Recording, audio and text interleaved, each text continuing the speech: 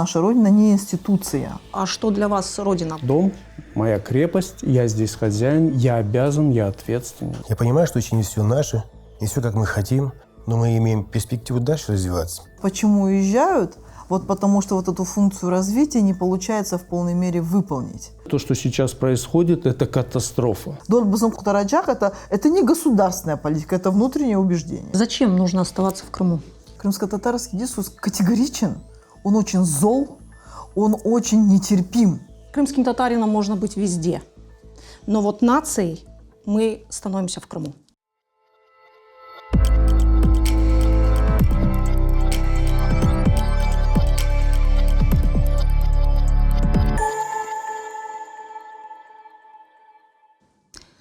Салям алейкум. Да, нас долго не было в эфире, но разобравшись с эмоциями и новой реальностью, мы начинаем очередной сезон проекта «Меркес». Мы снова будем говорить о главном, важном и актуальном для Крыма и крымских татар. Ну а уж поскольку нас так долго не было с вами, то наш первый вопрос будет «Как дела Родина?». Именно это и является темой нашего сегодняшнего эфира. Тимурбей, как вы думаете, как дела у нашей Родины и что для вас Родина? Родина для меня прежде всего там, где мой народ образовался, там, где у моего народа корни, у себя на родине, чтобы привели в порядок нашу культуру, что мы должны сделать и что мы должны оставить своему поколению. Вот, какие опасности нас ждут. Ну, самая большая опасность на сегодняшний день, я думаю, очередная эмиграция нашего народа. Особенно замечается это среди элит нашего народа.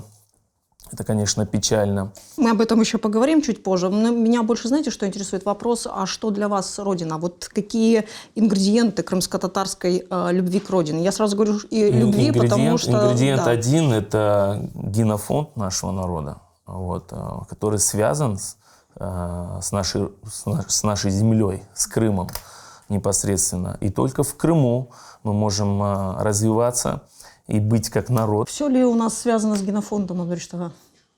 И так ли важно быть здесь, в Крыму, чтобы оставаться крымскими татарами? Ну, оно может быть и в какой-то мере так, но за пределами тоже можно оставаться, но это как-то ущербность там уже должна присутствовать. Где-то, когда мы знаем пример, когда в 2014 году многие наши, не многие, а какая-то часть нашего народа стала уезжать, но они там перестали развиваться. Вначале что-то вроде как было, потом начинаем понимать, что здесь как бы питомник, здесь все зарождается и развивается только здесь. А вот что касается Родины, что в содержании этой Родины, что нас тут так держит? Я хочу разобраться с этим нашим ощущением Родины.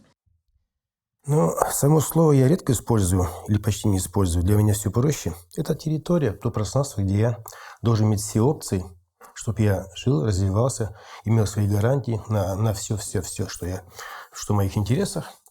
Вот. И вот это вот есть для меня очень то, о чем смысл в этой родине. Поэтому, когда я здесь знаю, что я понимаю, что очень не все наше, не все как мы хотим, но мы имеем перспективу дальше развиваться. Поэтому как бы мы на одной из начальных стадий. Поэтому, выезжая отсюда, я думаю, чтобы я уже не видел себя в этом процессе. Поэтому как бы здесь, пусть неспокойно совсем, но, по крайней мере, как-то уютно, комфортно, я здесь это ощущаю. И мало того, где-то чувствую себя обязанным вложить в развитие всей этой архитектуры нашего, того, чего мы строим. Поэтому как бы что успеем, то сделаем, а там дальше другие будут делать. А находясь за пределами, мне кажется, это сложно делать. Мне кажется, главное понимать, что мы строим, и иметь какое-то общее представление того, что мы строим. Седамин Бей, поскольку вы у нас главный психолог сегодняшней передачи, да, у меня к вам такой вопрос. У меня есть мысль о том, что Родина у нас очень часто связана с эмоциями какой-то трагедии, боли и травмы прежде всего. Да? И вот с одной стороны, эта травма у нас болит, потому что у нас Родину забирали, мы ее покидали, мы ее оставляли, мы возвращались к этой Родине, мы ее добивались этой Родины. А с другой стороны, ну, как бы она предполагает некую эмоцию любви, да? Некую позитивную эмоцию. Вот нет ли в этом конфликта? Оно и болит, и любится. Как вообще вот жить в этом наборе эмоций? Ну, в принципе, само понятие «родина», да, оно достаточно емкое. Это, для меня это нечто вроде как мой дом, моя крепость. Это что-то такое основополагающее. И поэтому, я думаю, всех вот этих компонентов амбивалентных, таких как действительно боль, утрата, чувство какой-то вины, и на фоне гордости, ответственности, это полная гамма чувств, я думаю, будет присутствовать в этом емком понятии. Для меня Родина – это что-то, ну вот действительно то, без чего я не могу. Как я осознал уже, имел опыт, действительно, в отсутствии и за пределами Крыма я все-таки чувствую и ощущаю себя крымчанином, ну не крымчанином, крымским татарином, а человеком, который без Крыма как бы вот не может. Это уже неоднократно подтверждалось. Поэтому для меня, ну вот я уже сказал, дом, моя крепость, я здесь хозяин, я обязан, я ответственен. Ваша коллега Мавиле Халил, психолог, у нее есть такая гипотеза о том, что вопрос вообще Родины, да, и борьбы за Родину – это была миссия и задача поколения вот наших родителей, да, это поколение 50+. Ну, они эту миссию возвращения выполняли как задачу, которая была передана от депортированного поколения. Обрести эту Родину. Для поколения, которое родилось здесь, они, собственно говоря, Родину не теряли. У них отношение к Родине совершенно иное. Есть ли какая-то разница в этих эмоциях отношения к Родине? Я так медленно подвожу к вопросу миграции. Ну, в принципе, молодежь, скажем так, она сейчас принципиально, да, отличается. Любая молодежь, не только крымско-татарская. У них есть свои какие-то вот ценностные ориентиры. И я считаю, что главная задача непосредственно нас, тех, кто является потомками, тех, кто эту национальную идею воплощал, возвращал народ в Крым, это наша задача как можно чаще, больше, доступнее, легко и ненавязчиво подавать ребенку, вот, прививать ему ту любовь к Крыму, о которой я уже сказал, да, чтобы тоже ребенок понимал, что даже если он вынужденно ли или в силу каких-то обстоятельств выехал, он должен понимать, что все-таки, если есть возможность, он должен вернуться на родину, в Крым, по возможности. Эльмир, ваше отношение к Родине? Наши отношения в целом, мне кажется, как народа, да, простите, я опять вернусь к теоретическим вопросам, это примордиальное понимание. То есть этнос – земля. Вот, и говоря о поколенческих изменениях, как вы говорите, для наших родителей это работает, на мой взгляд, связка утрата восполнения, а для наших детей это работает знание, развитие. Вот этот вопрос, почему уезжают? Вот потому что вот эту функцию развития не получается в полной мере выполнить. Вот, поэтому вот уезжают. Мы вот то поколение, которое осталось между этими вершинами, и наша задача, наше понимание Родины, наверное, более, оно, скажем так, уже не в формате боли, а в формате созидания, сохранения. Сохранить для детей. Родители вернули, мы сохраняем для детей. Для меня лично Родина – это больше, наверное, какие-то больше тактильно-эмоциональные ощущения, в какой-то мере, особенно сейчас. Воздух не такой, как везде, горы не такие, как везде. Я даже, когда смотрю фильмы, да, я могу точно сказать, и дети мне всегда мои смеются, она же скажет, что это Бахчисарай. Вот. Потому что оно даже внешне другое. Это эстетика, это энергетика, это ты утром встаешь, выходишь на улицу, вдыхаешь воздух, и ты понимаешь, что не такое, как везде. Вот. Плюс ко всему наши вот эти вот особенности, когда за орталаном чоль башлана, вот это все очень-очень важные вещи. Это то, из чего соткано наше понимание, наша матрица представления о Родине. Вот. Это больше, на нашем поколении это больше эмоция. Мне кажется, на поколении наших детей это больше развитие.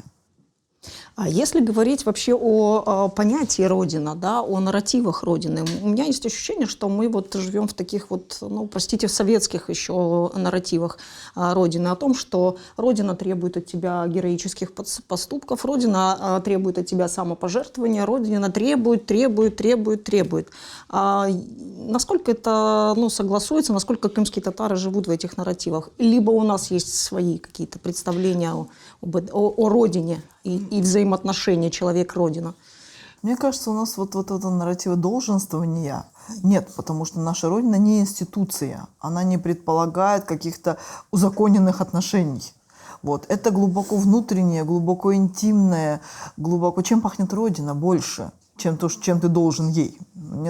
И это больше, скажем, еще раз говорю, вот это отсутствие институционализации, которое рождает долженствование, какие-то права и обязанности по отношению, оставляет понятие нашей Родины очень-очень душевным, очень-очень внутренним, очень эмоциональным. Вот. Да, с болью какой-то, да, но я бы сейчас не говорила больше о боли, я говорила бы больше об эмоции принадлежности. Если раньше это была эмоция возвращения, мы вернулись в хайттах, да, то теперь эта эмоция больше, я же говорю, стремится сохраниться. И вот Дорбзон Хутараджа, Крымда Яша, это все-таки, мне кажется, больше эмоционально, интеллектуальные, да, такие, нежели институциональные аспекты. Это не государственная политика. Это не государственная политика. Дорбзон Хутараджа это не государственная политика, это внутреннее убеждение. Но если мы говорим, что Родина это больше, в крымско-татарском контексте больше эмоция, и эмоцию можно возить с собой. Разве те, кто сегодня выбрал путь выехать из Крыма, да, покинуть географические пределы Крыма, разве они теряют это чувство Родины? Смотря о ком мы говорим. Те, кто из Крыма уезжают, это тоже разные категории, по разным причинам, и, в общем-то, по-разному уезжают. Поэтому думаю, что если уезжают с причиной, там есть ряд причин. Скажем, там одному нельзя не ехать, потому что есть угроза его, не знаю, там, свободе, здоровью, там, жизни. Вот кто-то развивается в своей науке, скажем, здесь уже завершилось его развитие, он должен дальше развиваться. Здесь нет такой, скажем, базы. Это можно понять. Но когда просто уезжают, просто страх, просто сам не понимает от чего, это другое. Поэтому я где-то разделил бы, скажем, уезжающих на ряд категорий. Хотя бы на 2 категории, да. Вот те, кто точно не могут не выезжать, им нужно выехать. И те, кто едут, потому что нет гравитации, нет привязанности, они свободны от всего. Вот. Хотя некоторые ищут перспективу, говорят, тут нет перспективы. Немножко звучит надменно, конечно. Вот. Они вроде знают толк в этой перспективе, а тут все не знают. Какая перспектива? Выехал он куда-то там за рубеж. Не знаю, Норвегия, Канада, там, Швеция. Точно первое время, первые годы будет там мыть посуду в кафе. Перспектива. Это похоже, скажем, как здесь узбеки, таджики, прочие азиаты стоят у тандыра. Какая перспектива? Они не граждане того государства, они здесь уже выпали у нас, поэтому просто их жаль, конечно. Вообще любой переезд, любое передвижение – это всегда какие-то, потери какого-то социального статуса, каких-то там социальных связей и так далее. Это понятно. И я не знаю, насколько каждый уезжающий представляет себе, скажем так, весь спектр этих потерь, но мне кажется, есть то, о чем вы сказали, есть базовое ощущение безопасности, без которого человек не может прожить. Насколько это главный мотиватор в нашей сегодняшней ситуации? Если не удовлетворена эта потребность в безопасности, можно ли заставлять себя и каждый день бороться со страхом, переживаниями какими-то и оставаться здесь? Насколько это вообще здоровая, скажем так, история? Если не уходить далеко и действительно отталкиваться от ныне, тех обстоятельств, о которых вы в самом начале в приветствии сказали, действительно, обстоятельства достаточно серьезно поменялись. Давайте будем откровенны, то, что сейчас происходит, это катастрофа, потому что ситуация кардинальным образом поменялась. Это действительно очень высокий уровень угрозы, тревоги, скажем так, имеющий под собой достаточно веские основания. И поэтому, если человек выезжает по причине, принял решение выезжать, потому что он действительно очень сильно боится, мы тут мало можем что сказать. С человеком, видимо, что-то происходит. Видимо, он принял для себя решение это пережить. Видимо, он не справляется с этим уровнем тревожности, который транслируется ежедневно из всех утюгов. Может быть, есть такая категория людей, которые выезжают по этой причине. Я категорически не имею права именно эту категорию обсуждать, потому что данный конкретный человек, он не есть, скажем так, дееспособная единица, в которой нуждается народ. Возможно, данному конкретному человеку будет легче почувствовать себя в иных условиях, по крайней мере, в ситуации безопасности. Да, если мы помним, то, ну, если обращаться, собственно, к теоретическим вот этим умопостроениям, то Абрахам Маслоу красиво нарисовал в своей пирамиде, что это вот то, второе, да, фундаментальное чувство безопасности. Оно, если не удовлетворено, поверьте, все остальные уровни, они будут рудиментарны. Даже если они будут, Маслоу говорил, что вообще невозможно перейти к высшему уровню. Я считаю, что возможно, уже когда ты развился как человек С нашим взрослый. крымско-татарским опытом? Да, это однозначно. То, в принципе, ты будешь не суперэффективен, если у тебя там не удовлетворено, по крайней мере, даже не объективно, а то твое чувство, то, в принципе, в данный момент ты должен действительно почувствовать вот ту безопасность, которая тебе необходима. Я думаю, так, ну, скажем так, людей именно ярко выраженных, вот как бы с такой блокадой вот этого чувства, я думаю, их много, но не до клинического уровня. Я бы не стал сейчас называть ситуацию катастрофической. Это самый край уже.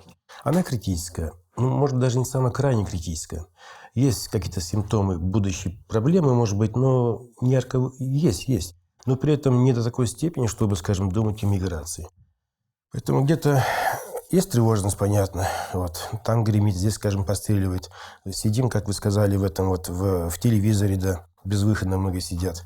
Поэтому думаю, что как бы не то, чтобы делать снисхождение или относиться к этому так, но где-то называть катастрофической ситуацией, и как бы делая при этом, ну, давая возможность многим, ну, оправдывать свой отъезд, я бы не стал с ним спешить. Много друзей, с кем общаюсь, те, кто вынуждены были выехать, да, их можно понять там, по определенным причинам, но их, кстати, мало. Вот. Но меня удивляет то, что люди, которые здесь, у себя на родине, заработали достаточно денег. Вот. Давайте посмотрим, все-таки наш народ очень трудолюбивый народ.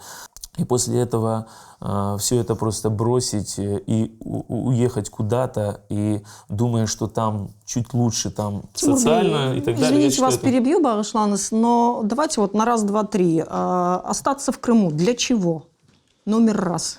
Для чего? Во-первых, вот смотрите. Или почему? Да, почему? Во-вторых, для чего делали наши предки? Почему они, значит, всегда пытались, даже живя где-то там в депортации и так далее, живя хорошо, там, благополучно, почему наши дедушки, наши предки, да, там всегда говорили, так, езжайте на родину, идите покупайте там дома.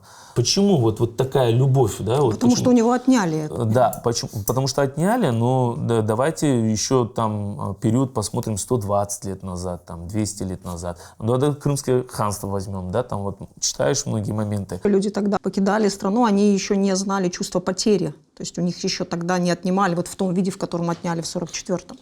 Ну, понимаете, мы не должны только Родину воспринимать как только вот любовь к Родине, только как трагические времена. Понимаете, мы Родину должны воспринимать и когда времена, извините, становления, времена, когда у нас и радостные моменты были. Вот я и хочу найти те нарративы крымско-татарские не Родины, а нарративы Ветана. Да, Ветана, да. Вот, то есть, когда ты делаешь что-то на Родине, и у тебя это получается, и это приносит какую-то пользу твоему поколению, там, и так далее. Ты просто, это совсем другое ощущение. То, что ты сделаешь в другом государстве, оно даже будет незаметно. Понимаете? То есть мы же не живем только так, вот ненавижу вот это вот, когда говорят «Родина там, где хорошо». Вот, да, это потребительское такое отношение, знаете, к Родине, я считаю. Родина там, где твои корни, понимаете? За что ты есть ответственность, что ты сделал для того, чтобы наш народ развивался у себя на Родине. Вот в этом вопрос стоит, понимаете? Дыштага, зачем нужно оставаться в Крыму? Не каждый готов пройти тот путь, который прошли вы, Дыштага. Для нас жизнь в Крыму и жить, и быть, и развиваться, это, мне кажется, я пытался избегать пафосности, но все-таки придется. Миссия. Это миссия, которую это очень абстрактно. Среднестатистическому крымскому татарину нужно дать конкретную формулу, конкретный материал для того, чтобы понимать, для чего он здесь живет. Потому что, скажем так, просто хрымда яша, да, и перепотребляй крымский воздух. Я думаю, что не нужно каждому отдельно татарину объяснять. Он сам понимает инстинктивно, может быть, сам не сформулирует, но понимает, для чего он здесь есть. Все понимают, кто остается здесь и живет здесь. На уровне инстинкта понимает, на уровне чувств понимает. Он, может быть, не сможет это объяснить, как, вот, скажем, там подобрать слова, но он знает, для чего он здесь есть. Тоже миссия. Поэтому он другого по-другому не видит. Поэтому это уже немало. Но, скажем, опять же, выехать куда-то. Ну, если я потерял миссию, я никто. Я гражданин, там, не знаю, планеты, мира, и для чего я здесь есть. А так я знаю смысл своего существования. Вот здесь вот. Поэтому как бы... Я вынуждена вам оппонировать, потому что больше некому, поэтому возьму опять эту функцию на себя. Учитывая вот вообще глобальность нашего сегодняшнего дня и то, что основная площадка, где мы сегодня обмениваемся мнениями, это все-таки интернет, да? То есть это пока что единственная наша площадка, то границ нету. Оставаться в крымско-татарском контексте можно, находясь вообще в другой точке мира. Что это меняет? Физическое присутствие здесь, если ты интеллектуально, нарративно, я не знаю, еще каким-то образом, идейно и смысловым образом ты находишься в этом контексте. Что это меняет, физическое присутствие? Вы имеете в виду думаю, глобализация, да? Да. Ну, смотря, опять же, в чем, каких категориях, о чем мы говорим. Как показали последние дни и месяцы, границы все-таки есть. Границы есть, и есть, в принципе, во всем. И в интеллектуальном, и просто в физическом плане. Это все есть, и поэтому, если даже, скажем, вот мы их, они не прочерчены, но мы где-то сами знаем, где свои границы, что мы покидаем, и, скажем, где мы есть. Поэтому здесь бы я не согласился с тем, что границ нет. Это иллюзия, что нет границ, а на самом деле не есть. Михаил, я точно знаю, что вы следите за крымско-татарским дискурсом. Что бы вы, как бы вы обозначили вот специфику сегодняшних крымско-татарских дискуссий? Что отличает эту дискуссию, особенно в контексте «уехать, остаться»?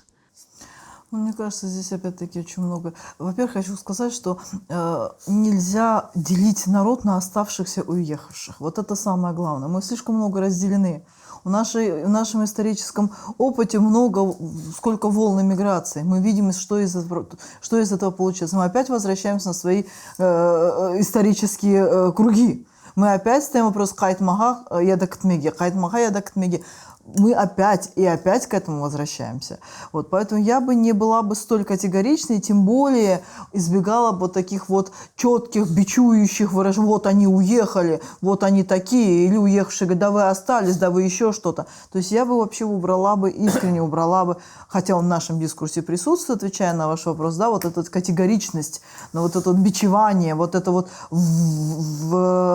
вкладывание в какие-то рамки, в системы, да, четкие, все, что не с нами, это против нас, все, что не убивает, делает крепче и так далее, и так далее. Вот эти вот категоричности, да, их нельзя. Их надо убирать из нашего дискурса в том плане, что любая категоричность приводит к тому, что мы делимся. Каждый, кто уезжает почему-то. Кому-то эта причина кажется совершенно неважной.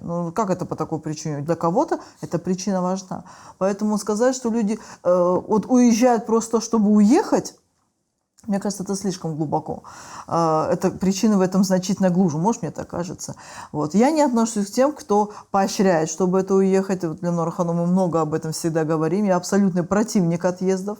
Абсолютный противник. И даже если человек уезжает, то он должен очень четко понимать, что он должен сюда вернуться. Опять, да, долженствование, нарративы долженствования.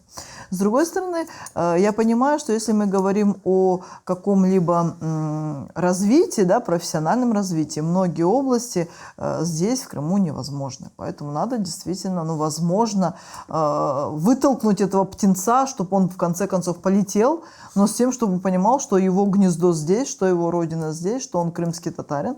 И популяризируя свою деятельность, занимаясь чем-то, он должен говорить о том, что он крымский татарин. И примеров таких можем привести очень много, когда действительно реализуется где-то за пределами. Вот. Но для себя, еще раз говорю, я не вижу этих вариантов. Я все-таки, наверное, отношусь к тому поколению, для которого земля, привязка очень важна. Вот. И границы есть, несмотря на глобализацию. Хотя действительно, мы глобализация, да, сейчас стало проще. Уехать — это не значит, что уехать окончательно. Уехать — это не значит, что ты отрезанный ломоть. Это не значит этого. Вот. И я бы хотела, чтобы с такой проблемой сталкивались очень такой показательный, на мой взгляд, пример Саудовская Аравия где-то в 80-х годах, когда техногенное развитие требовало выезда молодежи. Вот. То есть надо для того, чтобы что-то шагнуть вперед, надо было молодежь обучать в других вузах. Так само, что интересно, что молодежь, саудиты, они возвращались. Практически никто не оставался в тех местах, где он учился. То есть они, оснастившись вот этой вот знаниями, образованием и так далее, вернулись, чтобы это все вложить в свою родину. Вот мне бы хотелось, чтобы Крымская Татар постигла эту же участь, хотя, опять-таки, в силу тех или иных исторических и политических и иных событий, да, мы пока этого не испытываем. Мы уезжаем, и оказывается, что мы уезжаем совсем. Мы уезжаем, и, в принципе, в какой-то мере мы ассимилируемся. Мы уезжаем, и оказывается, что мы теряемся. Может быть, этот опыт нашего отъезда будет несколько иным, и это зарядит нас несколько иными, оснастит, даже не зарядит, а оснастит нас иными навыками. Да? Мы прокачаем другие вещи для того, чтобы, наверное, идеалистка, да, это очень идеалистическое представление, даже где-то, может быть, наивное. Вот. Это было бы правильным. Не знаю, как будет. Родина как минимум должна мотивировать. Как минимум. Вы знаете, вот во всей этой ситуации, которая сейчас происходит, меня напрягает не столько сама дискуссия, да, или сам факт наличия такой проблемы, даже не дискуссия, а проблемы, что кто-то уезжает, кто-то остается, и вот какая-то, вот, скажем так, идет категоричная беседа на эту тему. А меня напрягает сама категоричность, вот то, что вы говорили, Айльми Ханум, да, меня напрягает вот та беспощадность, да, по отношению друг к другу, которую мы испытываем. У меня ощущение, что вот мы соревнуемся, кому больнее. Тому, кто уехал и находится в непривычных для себя, некомфортных условиях, да, испытывает какие-то тревоги, страхи, боли и так далее, либо тем, кто остался. У меня есть вот четкая потребность, чтобы мы вот нашу эмпатию, да, как один из вариантов наладить эту коммуникацию, да, пускали реверсом друг к другу. То есть мне хочется, чтобы мы были немножко, чувствительнее, что ли, друг к другу, чтобы мы больше понимали друг друга, а не наотмашь били там аргументами или еще чем-то. Вот, Ленора Ханумовна, хочу с вами согласиться, да, вы говорите о крымско-татарском дискурсе. Крымско-татарский дискурс категоричен, он очень зол, он очень нетерпим. Вот этого нам нельзя делать. Нас слишком мало, чтобы быть такими злыми друг на друга. Мы должны всегда быть плечом, ощущением плеча и взаимопомощи. Мы же с готовностью берем флаги, любые, размахиваем ими, ругаемся, мы готовы, мы получаем удовольствие от наших вот этих вот сами себе заведенных противоречий. Так нельзя. Нельзя быть категоричным, нельзя быть настолько злым. Принципиально можно, но категорично. Нет, принципиально, да. Злым вы имеете в виду друг другу? К друг другу, да, конечно, к друг другу.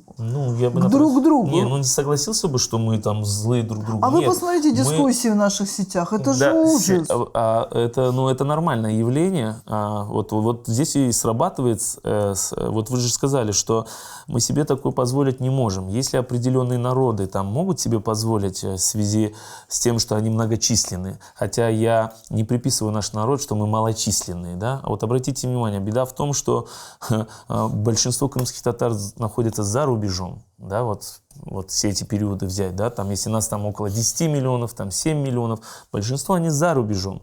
Вот. Здесь мы как малочисленные у себя на родине. Вот это большая ошибка. И где-то мы должны осуждать, вот, где-то мы, пристыдить даже некоторых друзей своих. И здесь не надо обижаться, здесь надо понимать, может, они не разобрались, может, как говорится, поколение наших предков, да, они воссоздали национальное движение уникальное в своем виде. У многих народов это не получалось, да. И каждый участвовал, начиная там, даже работая там в госструктурах, да, там секретарем там компартии был, да, и он помогал подтихаря национальному движению, да, там разные предприниматели, там в каждую копейку давали, чтобы мы могли сделать что-то, объединить. Точно так же и сейчас. Я считаю, где-то надо быть и жестче.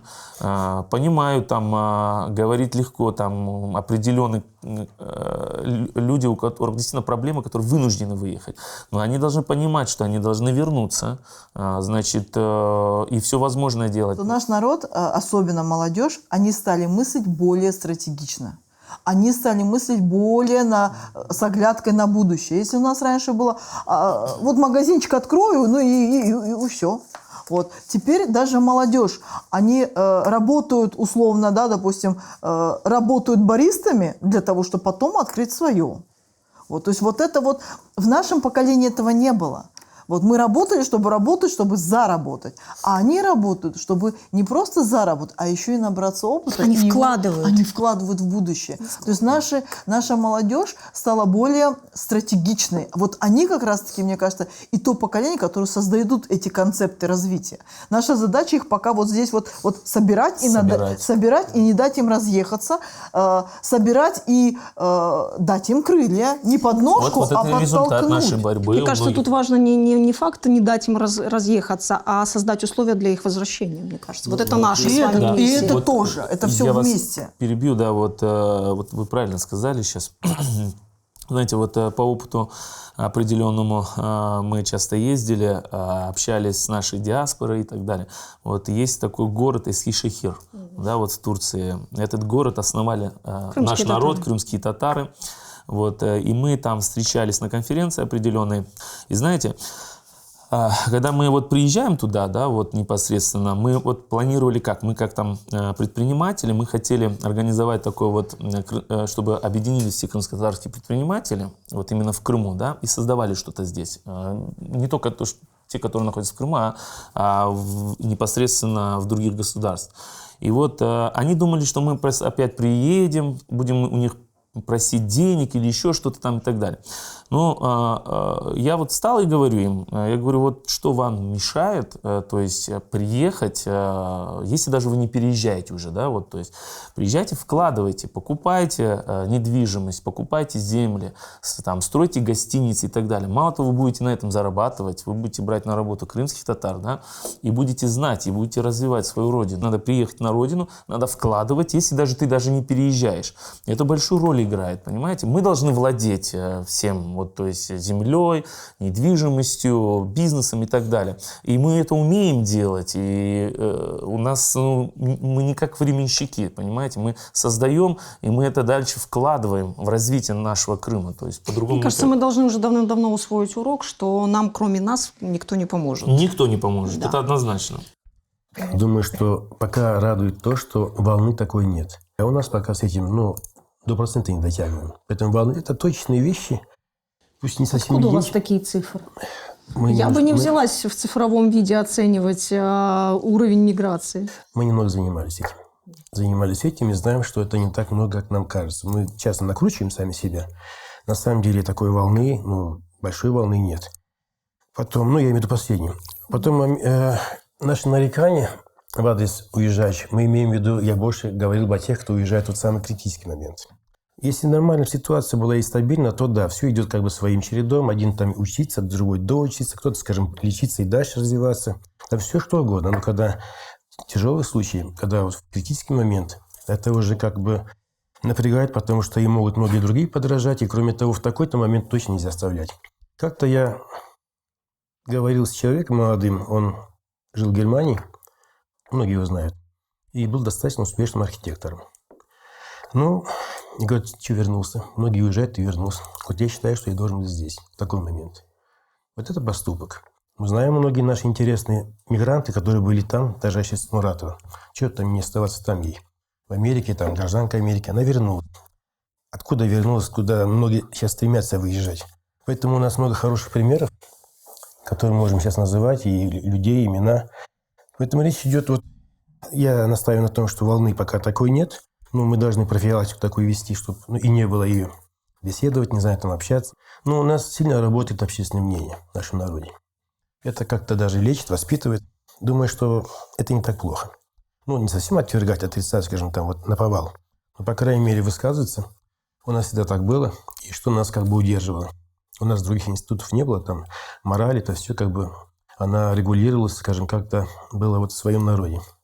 Было бы неплохо, если бы у нас общественное мнение еще бы формировалось по каким-то рациональным штукам, да, а не по эмоциональным, сиюминутным. Можно я скажу? Да, вот я и к вам, Вы вам много хотела уже передать. сказать было очень много, половину уже забыл, чего хотел бы Так у вас сказать. листик же есть. Первое, то, что вы сказали, я несколько раз высказывался в публичном пространстве и в публикациях каких-то. Я категорически против вынесения каких-то, скажем так, неблаговидных вещей на публичное Говоров. пространство. Для крымско-татарского народа это неэффективно. Многие мои оппоненты говорили, что так душится демократия. Нет. Может быть, конечно, элементы демократии в данном случае душатся, но в публичном пространстве, когда, скажем так, вокруг нас есть недоброжелатели, они есть, как ни крути, кто закрывает и их не видит, не спрячешься. На самом деле они есть. И поэтому радовать, скажем так, недруга тем, что ты ругаешься, споришь, очень часто по достаточно, скажем так, пустым поводам, я категорически против. Как психолог не буду объяснять глубоко причин, но на самом деле это не есть эффективно, мое мнение. Да, я последнее время действительно стал свидетелем, я стараюсь проходить мимо, но стал свидетелем того, что вот эта вот тема выезда, вплоть до того, что навешивание ярлыков, те предатели или вот эти вот предатели. Я скажу по-простому. Предателем является только тот, кто, во-первых, кому-то перед кем-то дал какое-то конкретное обещание, да, он выступил каким-то инициатором того, что он должен, и потом подвел, бросил, кинул, наказал, сделал что-то нелицеприятное. Лично для меня предателем является тот, кто предает, в общем-то, вот те наши коренные крымско-татарские образования. Когда ты делаешь, что называется, подлость по отношению к представителям своего народа, делаешь что-то им заведомо вредное, вот тогда ты, даже если, может быть, и не предатель, то ты уже не есть полезный для общества человек. Другой вопрос. Я очень часто, как психолог, да, я даже, говорят, социальный психолог, защищался по этой дисциплине. В любом народе есть определенный процент, это пассивные, легко приспосабливающиеся индивиды. В любом народе, безотносительно к национальности. Могу сказать, что этот процент у крымских татар, наверное, даже ниже. В силу того, что у нас нет государственности и нет вот этого такого врожденного чувства безопасности, что бы ты ни делал, все равно твое государство есть, оно будет незыблемо, его никто не тронет. У нас этого чувства нет, поэтому мы все-таки более озабочены, более активность проявляем, да, инициативу какую-то в этом отношении. Поэтому да, у нас процент равнодушных, легко приспосабливающихся все-таки ниже. Но у нас есть другая, извините, перебью, у нас есть другая сторона этой медали, мы постоянно в обороне. Так вот, меня больше волнует именно взращивание и помощь, содействие вот именно подобного рода людям, который сам, что называется, пробираясь наверх, да, куда-то выше, лучше, где-то, он будет за собой тянуть еще своих близлежащих для того, чтобы вот этим вот потихоньким, постепенным повышением уровня жизни будет, скажем так, влиять и на повышение жизни в целом нашего крымско-татарского народа. Я считаю, что команда – это максимально эффективный способ существования общества.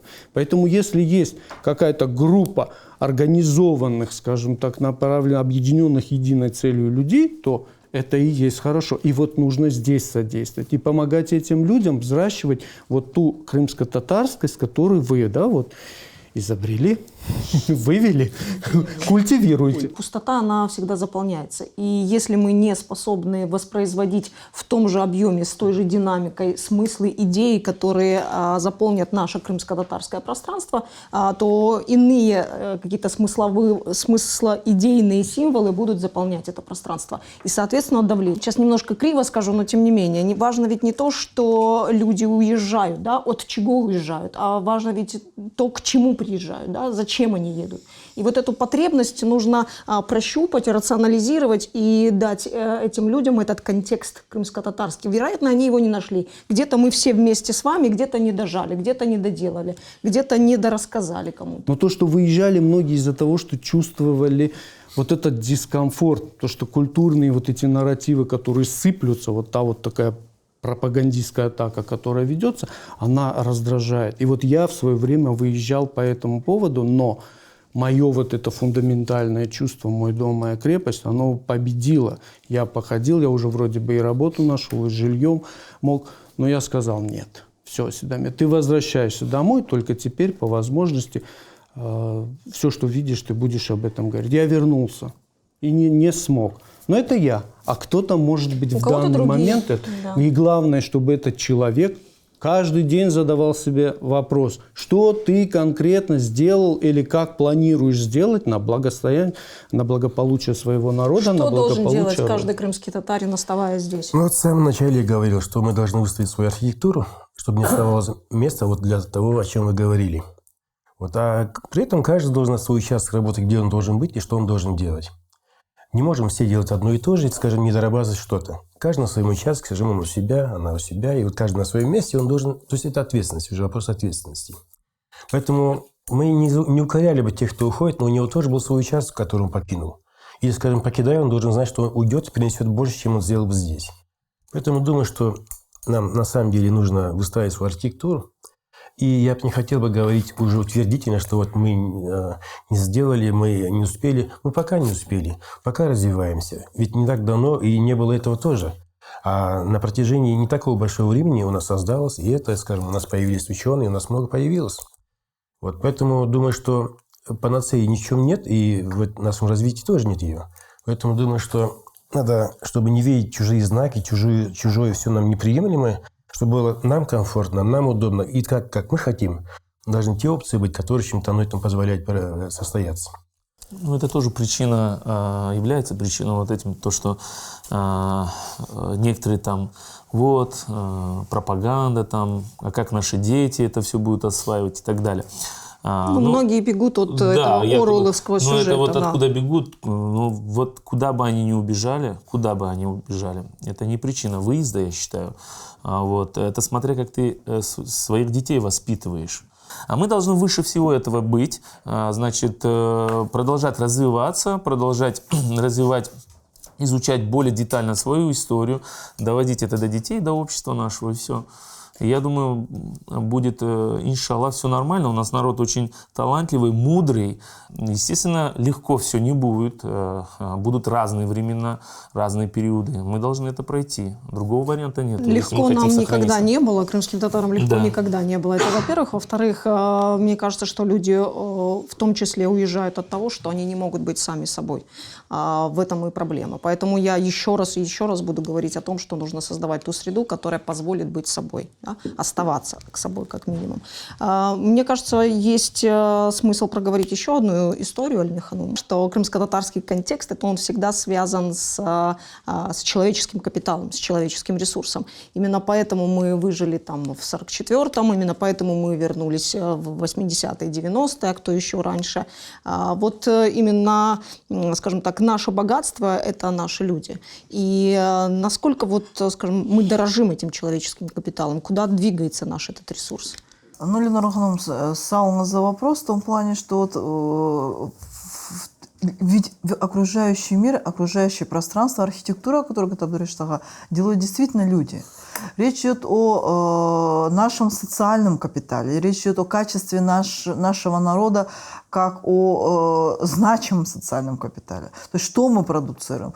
И тут, мне кажется, речь идет опять-таки о профессиональных качествах, безусловно. То, о чем вы говорили, о сферах, которые являются успешными, в этих сферах, в которых наш представитель нашего народа наиболее успешен, да, это медицина, это образование, это в какой-то мере наука. За 30 лет было сделано очень много, действительно очень много. И увеличение количества ученых, степеней, открытие университета, в принципе, это очень большой шаг. То есть мы можем сказать, что за 30 лет наши, конечно, человеческие социальные ресурсы значительно обогатились. И здесь еще, кроме всего, кроме социальных, да, таких вот, скажем так, показательных вещей, да, то, что можно померить, да, успех, это статус ли это, еще что-то, мне кажется, очень важным является наше моральное качество. Вот. Мы в какой-то мере, может быть, каждое поколение об этом говорит, наверное, мы мельчаем. Нам не хватает вот этой вот моральности. Масштабов? Масштабов, простите за слово, правильности. Вот, потому что мы нарушаем те требования, которые всегда пытались сами же как народ сохранить. Это касается ценностей семьи, ценностей языка, ценности и проживания на родине в том числе. Вот. Это какие-то такие маркеры, да, которые создают нас, как крымских татар.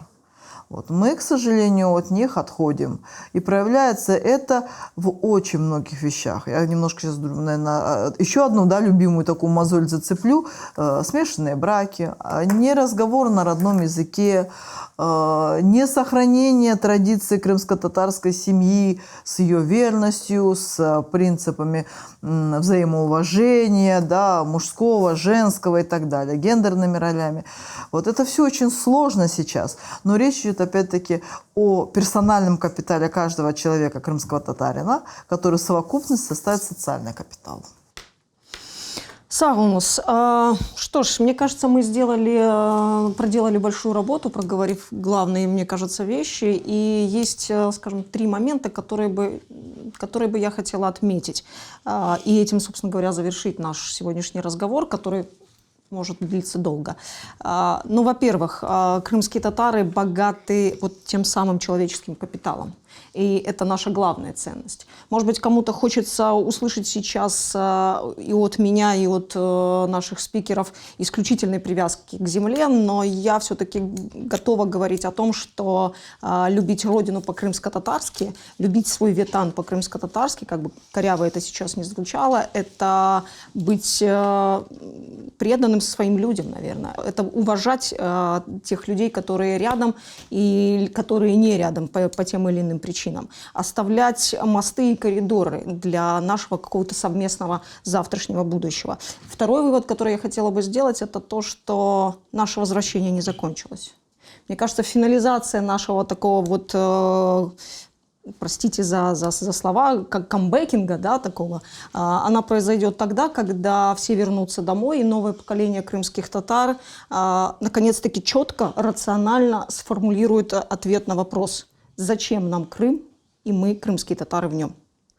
Вот рациональный ответ на этот вопрос, мне кажется, будет таким финалом нашего возвращения. Ну и последнее, что я хочу сказать, что крымским татарином можно быть везде, но вот нацией мы становимся в Крыму. Блицы. Седамит Бей, Родина – это надежда или тревога? И надежда, и тревога, и благополучное будущее. Иншаллах. Абдыштага, что принесет нам возвращение? Диалог или взаимные претензии? Я думаю, все должно быть, все имеет место. Это дискуссия. Алимиханом, Родина, ветан – это люди или земля? Люди, живущие на этой земле. Сагунус. Тимурбей, потреблять или создавать? Создавать. Это был проект Меркес. Горушкенджи.